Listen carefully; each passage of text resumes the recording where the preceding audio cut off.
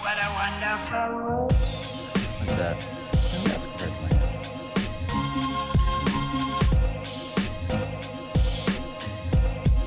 What a wonderful world.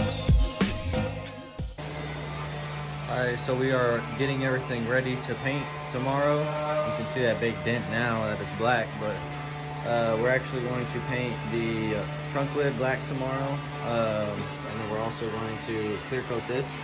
So this already has black primer on it, it's all ready and stuff like that. This right here, this is the fin. We are getting the fin ready for paint as well. This got the edges cleaned up so it's not as rough. Got the other side cleaned up. We're also trying to clean up the bumper some. So now we're getting that sanded down some and hopefully ready for paint tomorrow.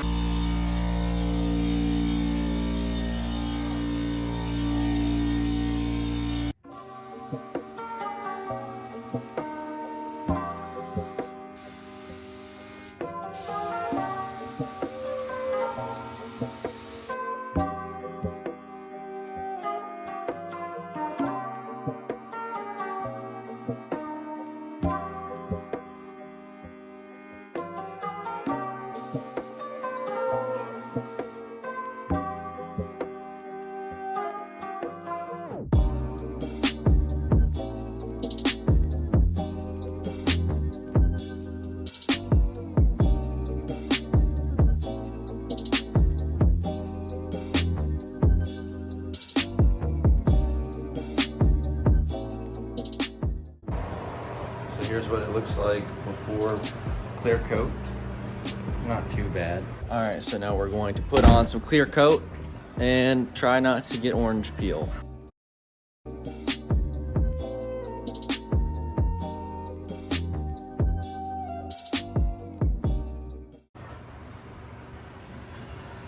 As you can see, I got some orange peel on this one, but I think the fins turned out better, or the spoiler, whatever you would like to call it.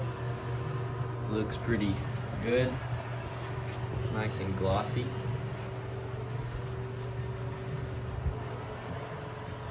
I would say it was a success. Still, this doesn't look splotchy anymore. You can see my reflection in it. Looks pretty good. All right, well, we got it put on. This is what it looks like. You can see the reflection pretty good. I'm happy with the product.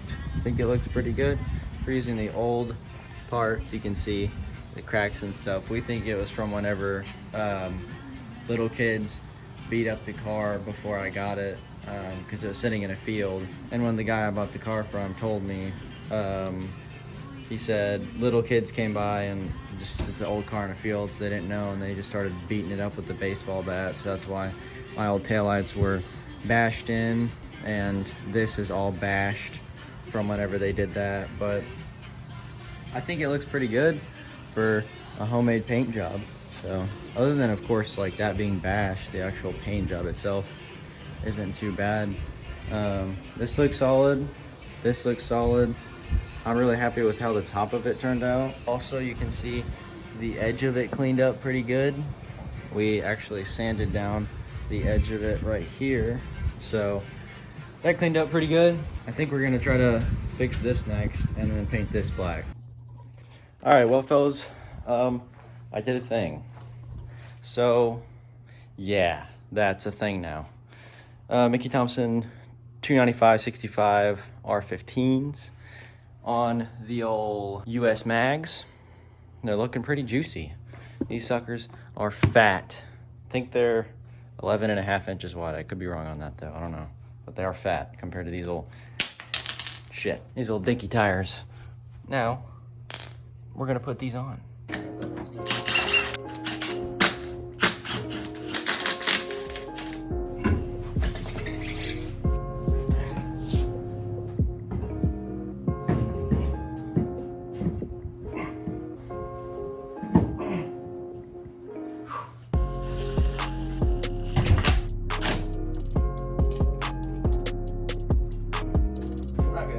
Super tight. I'm just trying to see what they look like.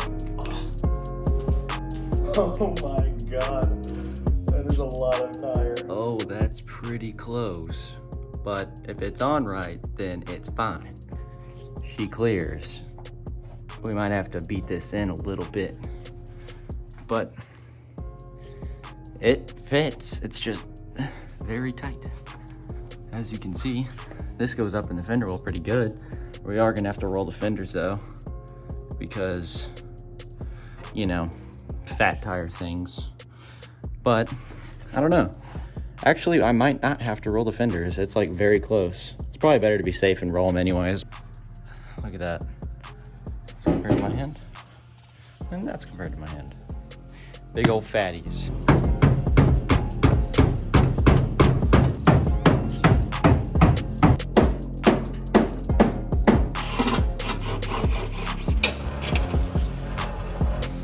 Turns, but you may have issues with that back brake.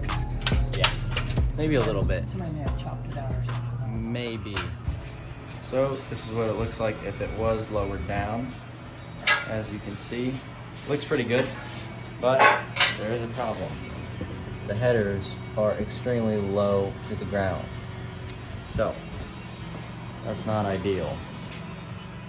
And also this is sitting on a jack right now, so it's not actually sitting on the spindle. Don't roast me in the comments, please. But that's it. Looks pretty snazzy. It's starting to come together. All right, so sorry, but it's a bit of a jump cut. We got the back bumper off, managed to put some screws in it and put it together like so. It doesn't look too pretty, but we're paying for improvement here, not perfection. As you can see up under there, that's how we did it. And some of this stuff ended up gooey for the little Bondo adhesive stuff, that fuser stuff right there, because we didn't have the actual little caulking gun for it, so we just had to squeeze it out. But I managed to sand it down some. It's not gonna look so great, but I mean the whole thing is pretty much trashed. It's just to put it together for now, so it's not split in half. But now we're about to go spray some primer on it. This is how we did the backside, as you can see. You know, explain what else we did. We did the backside, as you can see. Yes, exactly. The goal for this is just to put as much filler primer as we possibly can on it to try to just douse it and fill somewhat of the holes and divots and cracks and shit.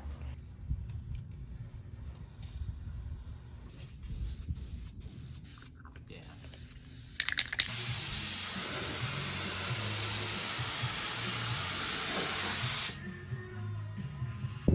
All right, so we're done clear coating and painting the back bumper. We have it out in the sun trying to bake it. You can see where we bondoed the bumper back together, but that's all right. At least it's one piece. And now it's shiny. So I think I did a pretty good, decent job on the paint job for what it is. But these look nice, little side pieces. So now we're gonna let this bake in the sun for a little bit. Well, we put the back bumper on the car. It looks all right. Looks better than it did before. The side part looks good. That's a plus. And if you look at the car from like right here, you know, you can see the new taillights, and if you look at the car from right here, I don't know if the wide angle will be able to pick it up. It looks black. So that's pretty cool too. I think I'm going to patina the whole car. And by that I mean just like leave it like this, clean up the rust spots, get it to where it's not gonna rust under the clear coat still, and then clear coat the entire car, because then it'll be nice and shiny and look cool. So I don't know, I have a vision for it. I think it's gonna look pretty cool. I'll catch you guys in the next video. Thank you for watching, and peace out.